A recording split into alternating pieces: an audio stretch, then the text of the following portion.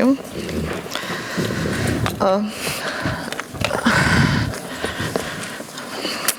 So thank you all for joining us today. We will hold this panel in English, so if anyone needs time to get headsets, now would be a good time. First of all, I have a rather general question to warm us up to kick the discussion going. How do you see the role of the electrification evolving in the context of Europe's energy transition? And what policies or investment measures are needed to unlock its full potential, considering that we mentioned a lot of the market uncertainties? We have microphones, so who wants to go first? So I got the microphone, so okay. It was a natural choice of the equipment. So I believe that in the context of the electrification, it's obvious that the consumption and also how people choose to power their houses. We see also the electric mobility and everything else. It's definitely something that will grow further and further in the future. So we have to be prepared to give reliable energy to this new consumption.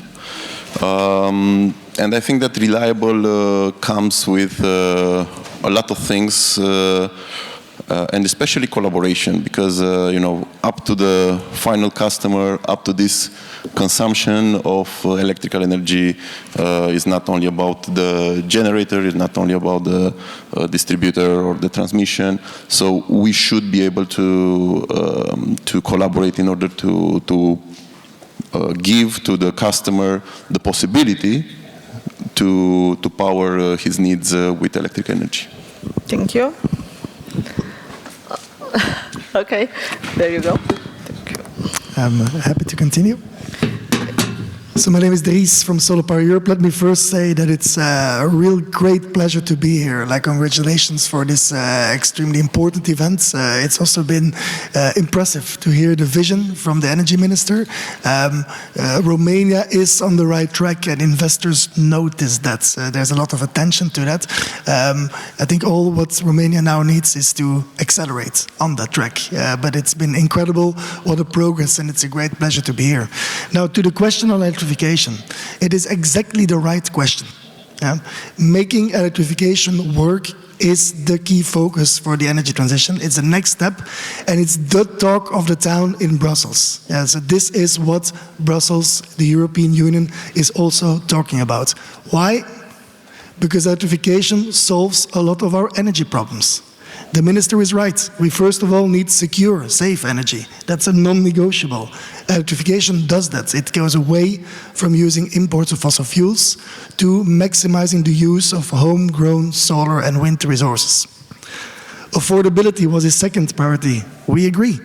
The competitiveness is really important. Solar is the cheapest form of electricity in history. Nothing beats it, nothing will ever beat it. Third, decarbonization, also important, the third priority. Electrification is getting cleaner every day. Every day, electricity use reduces in carbon intensity. It is now a matter of maximizing its use. So the mantra in Brussels, and the debate is very clear. What can be electrified shall be electrified. So how do we do that? And that's, of course, not without challenges. There's no doubt about that. We need a lot of investment. Investment in industrial electrification. It's not only a matter of transport and heating for households or for cars. It is also a matter of big industrial loads that need to electrify. And Romania can be a real leader on that. Your steel industry, your paper, chemicals, is sitting there ready to be the most sustainable sites in Europe, and that goes through electrification. That is what Brussels is looking for. If you have good plans on industrial electrification, the European Union will help you. That's the core of the Clean Industrial Deal that I'm sure you've heard of before, and is now dominating the conversations in Brussels. Second big investment challenge is about grids. Cross-border grids and internal grids. I remember a time where the European Union categorized Southeastern Europe as a gas corridor. It's not a gas corridor, it's also an electricity corridor. And if I hear the progress made on cross-border electricity lines with great pleasure, so that we finally move on away from this perception that this region is somehow linked to gas forever and ever. That's not the case. And the third point to close, think about PPAs, power purchase agreements. That is an excellent way of connecting big industrial electricity loads, or electricity loads in general, also SMEs, with renewable producers. We have 10 signed PPAs in Romania this year. That's 10 more than 2 years ago. So we're on the right track.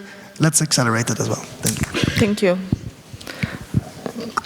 Okay, so I will continue. So I'm very happy to be here, and thank you for this invitation. It's always inspiring to see so much energy coming from investors in the energy field.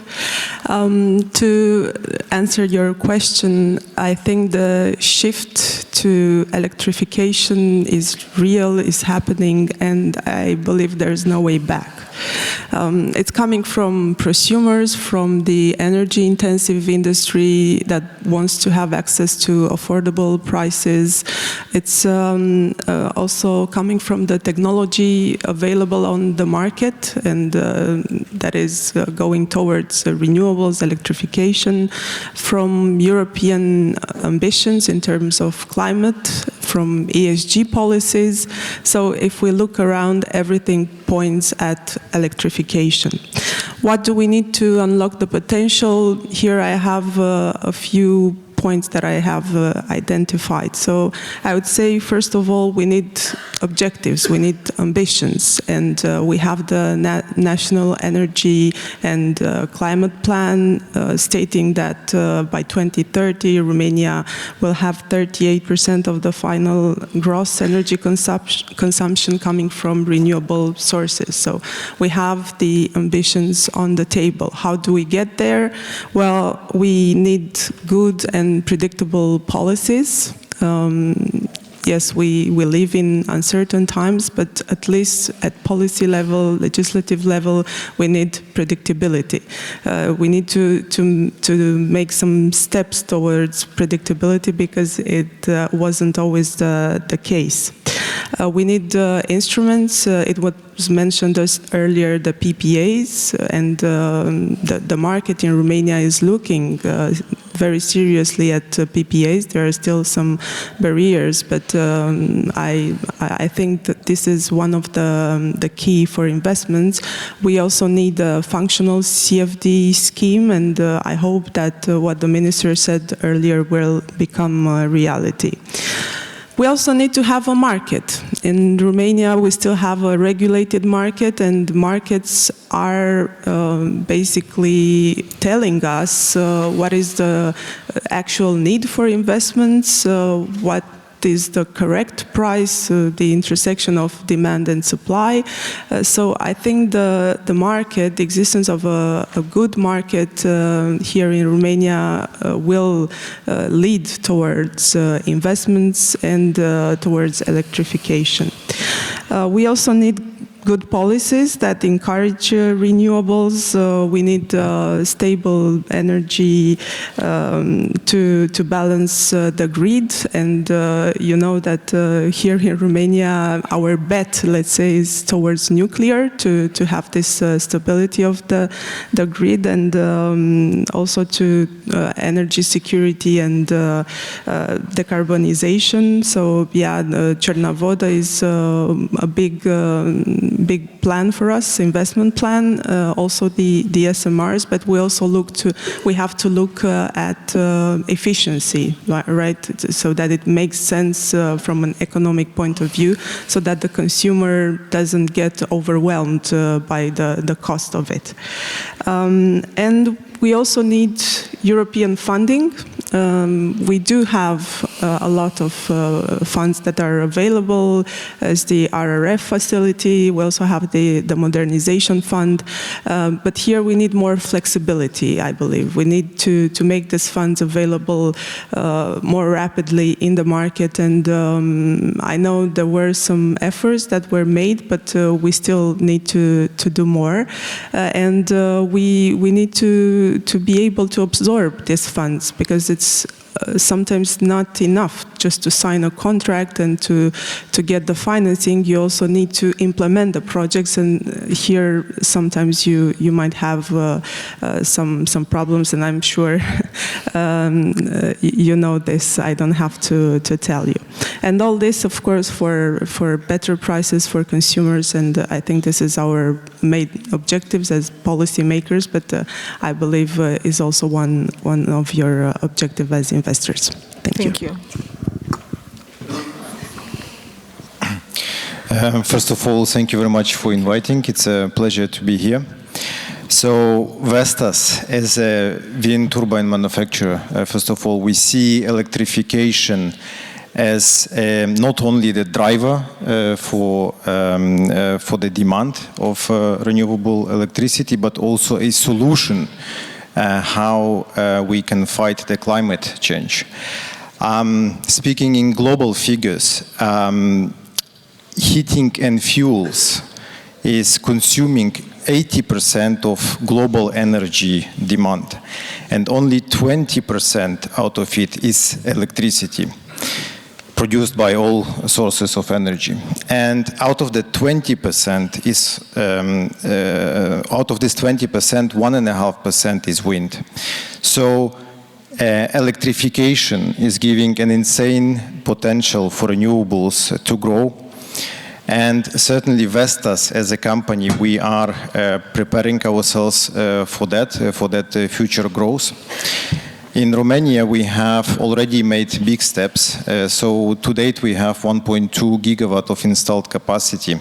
And after a gap of 10 years on the market, we have already signed 5 new projects with 400 megawatts. So we are making big steps and preparing ourselves for this growth. In terms of measures that are needed for this transition to continue going, I think many good things have been said already by the panelists, that certainly support schemes. Auction that is planned for this quarter is a fantastic opportunity to unlock a lot of investment decisions. And even though that the volume is set for the CFD tariffs 1 gigawatt, it can enable much more total volume of the projects. Also, the recovery fund, National Recovery Fund, PNRR, is playing a vital role. It has supported number of solar energy projects, but also wind. Some of them we have also participated already and signed with our customers. And last but not least, power purchase agreements, both physical and financial, virtual PPAs, which is a little bit of a new thing in Romania, and I think we'll see many more of them happening in the future. Thank you. Carlos. It is shocking that across Europe, electricity is still only 23% of the energy that we consume. And it is shocking because it is cheaper to run your industry, heating and transport on electricity than it is to run them on fossil fuels. It is even more shocking that China has overtaken Europe now on electrification. And this is an economy that used to run entirely on fossil fuels. By 2030, electricity will be 35% of energy consumption in China. What are we going to do about it? Point 1, tax electricity the same way you tax gas. Today, there is a very unlevel playing field between the tax treatment of gas, quite low in terms of taxation per unit of energy consumption, and the tax treatment of electricity very high. And that is disincentivizing consumers from moving out of dirty motor cars into clean electric cars. It's disincentivizing them from moving away from their dirty gas boilers to heat their homes to electric heat pumps. Second thing we must do to drive electrification is more batteries, and well done Romania.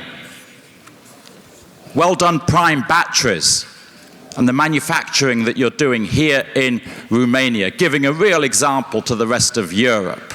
I visited the Fontanele Căgelec wind farm recently, still one of the largest in Europe, 600 megawatts of wind, and they are installing 96 megawatts of battery units in that wind farm, manufactured by Prime, and they're installing 100 megawatts of solar PV, and that will give a very stable output and management of electricity. And the more we can do of that, combining wind with storage and solar, the more we can drive electrification.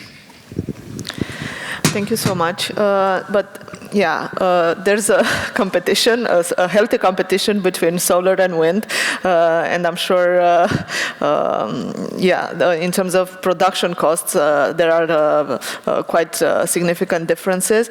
But in terms of solar, there are a lot of analyses that show that actually Europe's dependence on China and the production capacities there is increasing. There are attempts to shift that, and I wanted to ask you and solar producers and the solar industry experts if you think that's feasible, if there is any way of keeping or bringing Europe into the competitive playing field here.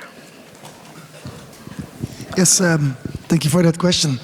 Absolutely, there's no doubt about it. The dependency of the solar industry to one country, one region, sometimes even one factory, is not without risks. That needs to change, and that's what we're working on.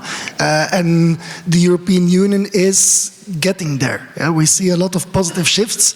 We heard about the example from Romania. There's more of that across Europe. The key word here is resilience. Resilience means that we have to diversify our supply chains globally to lower that dependency. And Europe is doing its part on that through a legislation called the Net Zero Industry Act, is the term, to leverage public procurements and public auctions via non-price criteria. So as of 2026, public auctions will need to have a resilience non-price criteria, so it rewards products that are not that are actually improving the resilience of the supply chain of the technology, and that is a very good thing. What is also very good is that the Commission is not going further towards protectionist measures. That we don't need. That's not going to help anybody. We had in the solar PV sector already experience with trade measures, with import tariffs, and we know that the result of that is basically that the market collapses and that it doesn't help European manufacturers. We lost both in 2012, 2013, when we did import tariffs. So we need to have a smarter industrial policy based on resilience and non-price criteria, and the European Union has understood that and is advancing that. So my outlook is, in a couple of years' time, the solar sector will be less concentrated and less dependent on China as it is today. Mm-hmm. You need wind and solar. Wind is 14% of all the electricity you consume in Romania today. And always look at the consumption figures. Don't be distracted just by the capacity figures. Remember that for each unit of capacity, you will get twice as much output from wind as you will from solar because of the higher capacity factors. Unlike solar PV, wind is made in Europe today. The Vaslui wind farm that the minister mentioned he'd visited recently, built with turbines produced by your company, Vestas Taras. Great.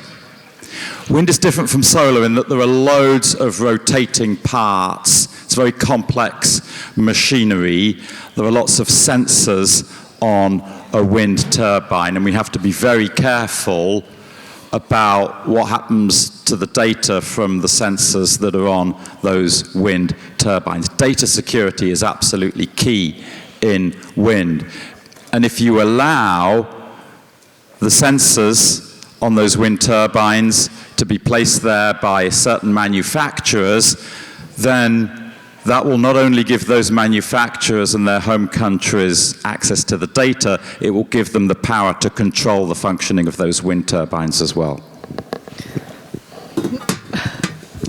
So I would add that I think we lost a lot in competitiveness in Europe in supply chains of solar manufacturing, and maybe we need to focus on what we do best, and this is wind, and Giles will like this. But it's not only because, I don't know, I like wind, it's because we need to look at competitiveness, we need to look at prices, but also we need to look at what we didn't do so that our industry, European industry, migrated to China. And maybe not to do those mistakes in the future. And this is over-regulation. This is a lot of things that we could have avoided. So I would say it will be very hard to catch up on solar supply chains, and we need to take some... And become competitive, basically. Yeah. Mm-hmm. I guess it depends also on what we want to catch up. Probably if we are going to enter in this kind of price comparisons and so on and so forth, it will be very, very hard. But then I think also the investors are becoming more aware of, how the installation behaves long term, how the efficiency and also the data is used and so on and so forth. So I do believe there is room to be competitive, not on the price, but on other things that create value for the investor in what concerns the industry, also for solar.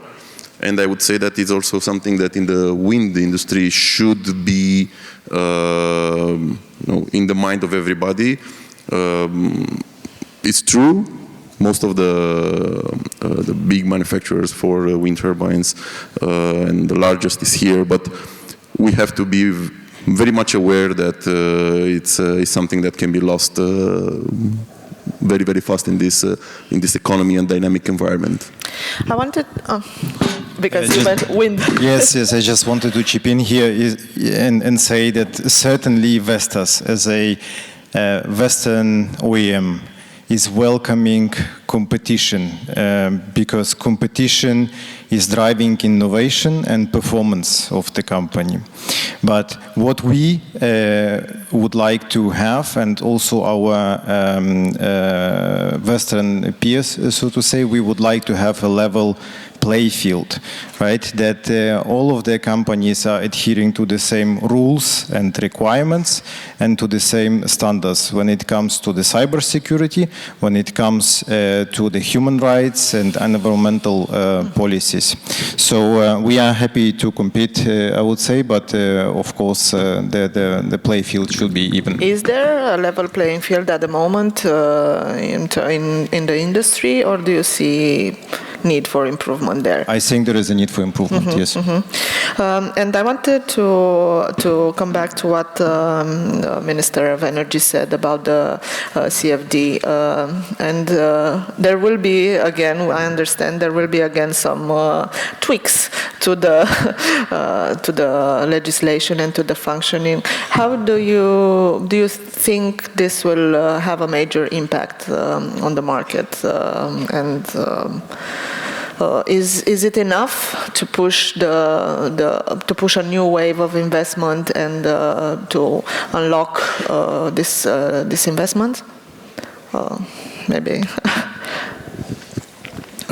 Definitely, it's a step forward.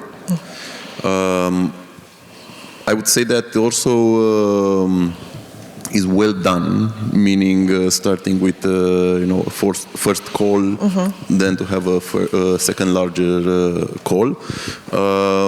It will bring value to the market. There will be projects that will require this kind of predictability in order to finance themselves. And what I think is most important is that if we manage to incentivize through this scheme investments, it will give a little bit of courage also to others to come to invest in Romania. So it's not only about the CFD scheme itself, but what it represents and the steps that Romania is making toward attracting more investments. Thank you. I would say it depends on the expectations. The CFD scheme is rather for large projects, and I hope to see some big investments in the Black Sea, offshore wind, financed by the CFD scheme, also nuclear. And for smaller projects, of course, we always have the PPA instrument. And because you mentioned offshore wind, do you think that this is something that we'll see anytime soon in offshore wind in the Black Sea? Because, it's like I've been a journalist for many years, and I've been writing about the 2 new nuclear reactors and about the Neptune gas project, and it took like 10 years, even more, for that to happen. What would be feasible timeline to see offshore wind in the Black Sea? We think you will see it by 2032. The legislation that your parliament has passed, thanks to the lead given by your government, is very good legislation. It identifies 2 sites. They are both very good sites. All the experts agree for bottom-fixed offshore wind. The auction model is good, 2-sided CFDs. There's a need to define still exactly what pre-development support the government and public authorities will give, but this is something that the government is working on. We are very impressed by everything that is happening here on offshore wind, and Romania is by far the leader in the Black Sea here. Thank you. Anyone else has a more balanced or a view, or I'm sorry, I have given you a balanced view. It's balanced. No, balanced, like a bit on the optimistic side, I would say, because as a Romanian, I know that things don't happen as quickly as possible, and sometimes because we also have elections now, when we have elections, things tend to, some good progress is made, and then some back steps do also happen. You asked me a question, I gave you a straight answer, Andra. Yes, thank you. Yes. I can add to this. I would say that, look, one of my main objectives in the parliament this 4 years was to have an offshore wind legislation. We didn't have that in 2020, we have it now. We started in the parliament working on this, and we did a very good job, and the ministry took some of the work we did in the parliament, and I think this is a good thing. So the first step was made. Now there are some other steps that should be made by the ministry, by the regulatory agencies. The implementation. Exactly, phase. the implementation. Exactly. We do have some security risks in the Black Sea.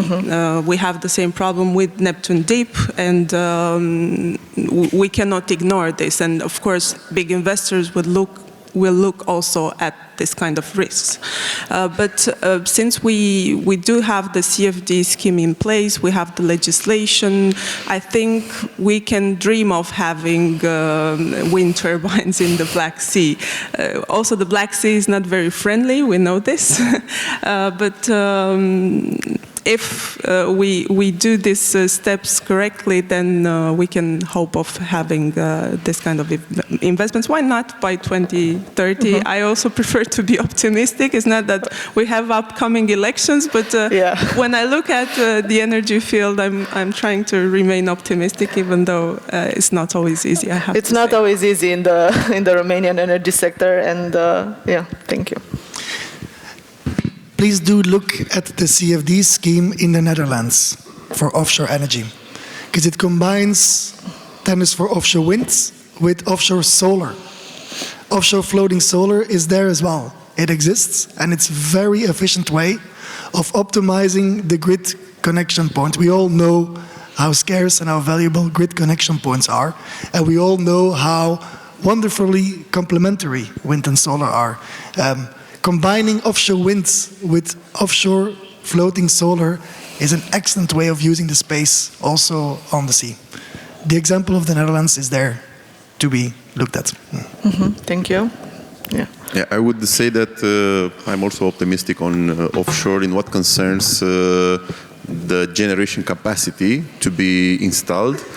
What I do believe also from other experiences is that we have to be very, very aware also on the interconnection part, because it's going to be a critical milestone, a critical point of having that energy and those projects connected to the grid and making them real power plants. Otherwise, nobody is going to invest or take the risk to make a large investment in the Black Sea if we do not have predictability and clarity on the interconnection of those projects.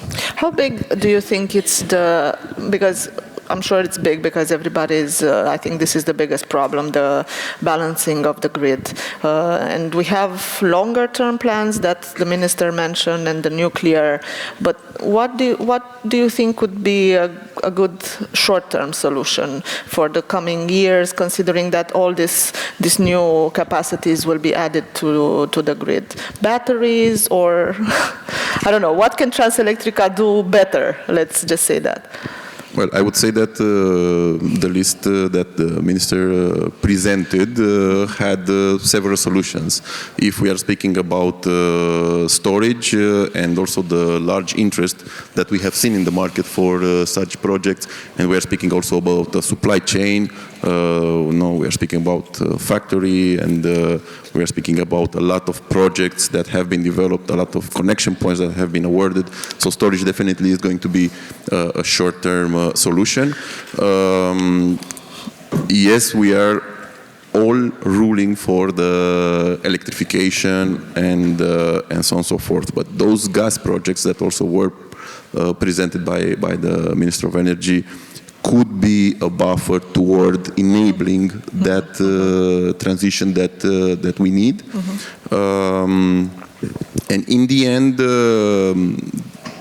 I would say, and this is my opinion on the nuclear is going to give us a base of production. I don't think it's going to help us too much in what concerns the variability of the renewable sources.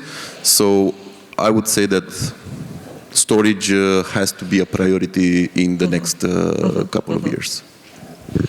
Thank you. Anyone else? Yeah. Absolutely. Batteries are quick, batteries are effective, they stabilize the grids, and they stabilize prices immediately. It's very important to look at that. But the bottom line is probably that what we mostly need is system planning capacities. Yeah? We should have a look at what are the capabilities of the regulator, of the Romanian Energy Agency, of the system operators to plan ahead and to see what's coming. Because there's a level to which the energy transition is not just about pushing solar and wind and nuclear, it's about a combination of factors, a combination of demand and supply interacting in a different way. And we don't always have the tools to actually project what are the most important investments when and where. So investing in system planning capacities seems to be an incredibly important under a supportive function that a lot of countries, including Romania, would be wise looking at. And then we'll see the batteries, when, where, the grids, when, where, demand response, industrial electrification. Industrial electrification comes with flexibility. It brings it for free. It responds much better to what solar and wind can supply. That's the new base loads that we're looking for. Solar, wind, grids and batteries are also base loads and are cheaper base loads. That's what your system planning will tell you. Yeah, maybe I wanted to add a comment here that I think that it is very important that each of the parties on the market are doing own part in the value chain. So of course there will be very important to have grid modernization and storage capacities in the system. But us as a wind turbine manufacturer, we are trying to do very good our part, and this is producing reliable wind turbines equipment. So for example, the turbines we are supplying now to Romania, the 6 megawatt platforms, they do have a full-scale converter inside, which ensures that the power produced is flexible, and there is functionality like frequency control among others, and that helps to deliver a good quality of power generated to the grid. Also, we have certified the 6 megawatt platforms with TSO Transelectrica, and that gives also additional confidence to the grid operator that these installed capacities will be operating reliably. There is also a lot of talk about, and we see it and we're experiencing, about the impact that climate changes have on the actual production availability of resources and the capacity, and we see that in Romania. Romania currently relies a lot on hydropower, and that might change in the near future. How do you see this? And how can we work around that? How do we adapt, basically?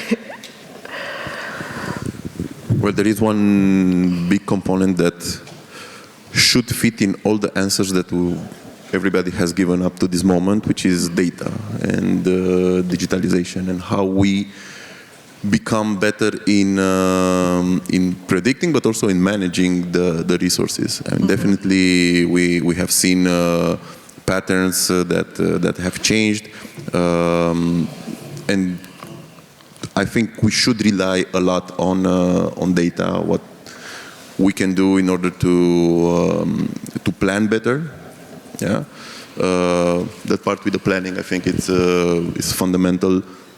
Also for the system to understand if we have a certain seasonality, how we can use this to our advantage, how this is going to change, and how we can also be ready for these changes. But especially the new models that are being developed, also how we are using data that is coming also from newer turbines, newer equipment. I mean, it's something that definitely will help us to tackle this challenge. And just to follow up, do you think there is enough innovation, or do you think there is also room to do more in the renewable, especially in the production, the availability of the production materials and everything? I think there is a lot of room to innovate on the operation side. On how we are working with big data, how we are working with AI and all the things that technology offers today. We were speaking about unbalancing, for example. Yeah. It would be great to be able to develop also with Transelectrica and with authorities and everybody in the market systems that can help us really have the information that we need, and to be able for everybody to take decisions that gives resilience to the system. Because we want to recognize or not, in the end we are all interconnected. If something fails at some point, the fragility of the electric system is going to affect us all. So is this, this is a question for all the panelists. Do you think that this is basically the biggest question in terms of the shift we saw in the industry? We saw there was a big drive at the beginning in terms of electrification, and everybody was very eager to do projects. We kind of see a step back right now, especially in the auto industry. And do you think that this means that companies are reevaluating a bit their objectives? Were they a bit too ambitious from the beginning, or what do you think is happening? I see. I upset Since it was a guys. follow-up to my I'm answer, sorry. I will. Yeah. Look, I think we shouldn't judge too hard. Usually when something starts, there is the ambition, the enthusiasm, then it goes a little bit down, then it's like getting stable. So we shouldn't be too hard to judge the enthusiasm with which people start, and then somehow they get more close to the reality. And we have here in Romania our own history on the renewable energy. We started like a spoiled brat at some point. Everybody was like, energy, renewable energy, and so on and so forth. Then we had our period where we were somehow punished, to say so. And now we are coming back with a certain maturity that I think is very, very good in order to have a sustainable way of moving forward, where we are no longer here to work in waves, although people still use the first wave, second wave. I hope we can somehow leave aside the idea that this is another wave of investment in renewable energy, but it's something that we are going to learn to do in a sustainable way.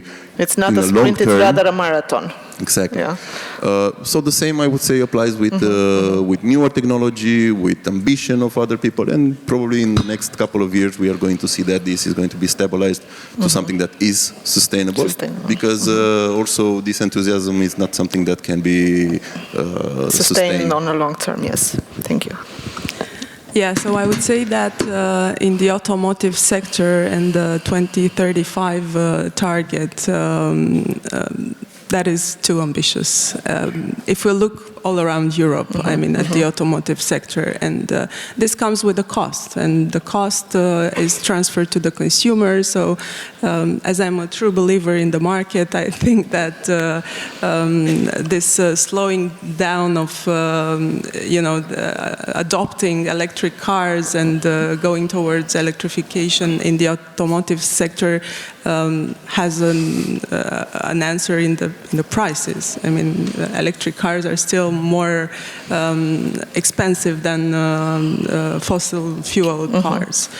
So we cannot ignore this when making policies, always thinking about the consumers and how their lives are maybe in some sectors getting more expensive. But since I believe in the market, I also believe in innovation. I also believe in this power of the private sector to push the changes. So I remain optimistic that if there's a market for electrification, this will happen. Thank you.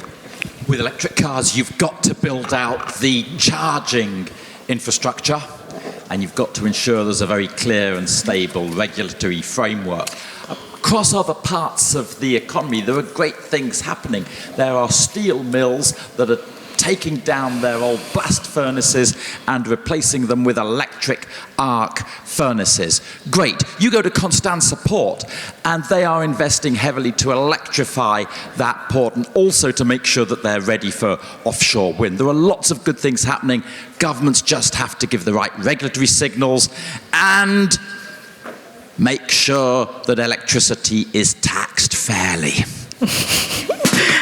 I think that's a big question mark, and the government's capacity to actually implement the proper legislation, at least here in Romania, yeah. There's a difference in optimism I hear Exactly. throughout the panel. No, but that's indeed the point. What Giles says is the point, and that's also what you were saying, Christina. How can we expect people to adopt electric solutions if it is made difficult for them, if it's made more expensive, artificially more expensive? This is insane. Yeah? It's really the contradiction that we have to get over. So get that tech shift in order. One element that you shouldn't forget either. In a couple of years from now, 2027, there's a new regulation called ETS2, basically putting a carbon price on mobility and heating sectors. There will be a CO2 cost for households using fossil fuels or for people driving fossil cars in the near future. Responsible governments need to prepare the population for that, and they have time for that, starting with making sure electricity is cheaper and is the economic choice, logical choice for consumers. And I have one last question before I open the floor to the audience. Do you think that in terms of funding, there is enough available funding for funding the new renewable projects? And how is the access to funding? Do you think it's complicated? Is it easier, or is it still complicated? Romania first, because, well, you cannot actually get funding elsewhere. Yeah. Yeah. So, does it work? Yeah. Yeah. There's a recent study from Energy Policy Group, a think tank here in Romania, giving some figures. I think it was 6.8 billion euros investment by 2030 for the transmission grid, and for the distribution somewhere around 9 to 11 billion euros by 2030 as well. So these are big figures that part of them can be covered by the modernization fund and other funds available, also I think RRF as well, but it's not enough. So the consumer will have to pay part of it. Also, we can optimize by digitalizing the networks, and I think here the regulator, Andra, should look more at how to incentivize the digitalization of the grids. And access, it's not always easy, but also I think we have this European funds that we need to multiply. And how do you multiply them? By having these instruments where you fund part of it, and then the company will come with another part and get funding from the banks. So I think this is the vision that we need to come up with from the ministry, and it will be a good solution, I would say. The build-out of the wind and solar facilities per se doesn't need much public funding. CFDs are cheap because the government pays out some of the time but gets paid back a lot of the time as well, because they are two-sided CFDs. The great thing CFDs do is they minimize the financing costs, because when you've got a CFD in your pocket, you can go to the bank and you can say, I know my revenue for the next 15 or 20 years is going to be X. The bank sees that you're going to be able to pay them back, and they lend you debt. And of course, with wind and solar, it's all about managing the financing costs, because most of the expenditure comes from the upfront capital investment. Now, Christina's absolutely right. Where we do need more public funding is in the grids, both transmission and distribution. The Minister talked about the 1.2 billion euros from the EU Modernization Fund. Even more is needed, and as you say, there is much more that is available. Modernization Fund, structural and cohesion funds, there is still lots of unspent recovery and resilience fund money, and we have a new EU budget coming, a new EU Commission. There are going to be new funds, not least to support the flagship EU policy for the next 5 years, the Clean Industrial Deal, which means massive acceleration and massive expansion of electricity grids. Thank you. Yeah, anyone? Maybe just also a very basic point, but important to remember. Yeah? So Romania is a very important country. You have 33 MEPs. You have an executive vice president in Brussels very soon. You matter and Brussels listens to you. Yeah? So there's a very simple but important basic concept. For a good plan, there is good money. So if you plan, you will get supported. And the next years are about accelerating renewables and electrification. So the Clean Industrial Deal is about accelerating investments in grids, in industrial electrification, and in getting the solar and wind-based system ready. Thank you. If there are any questions from the audience, somebody else, someone who wants to ask something, we can provide a microphone. If not, thank you there is one question there. If the technical team can help us with a mic. A mic is coming your way.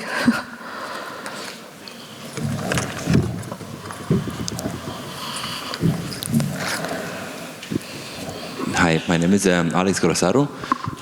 I work in the renewable sector globally, mostly in the offshore sector.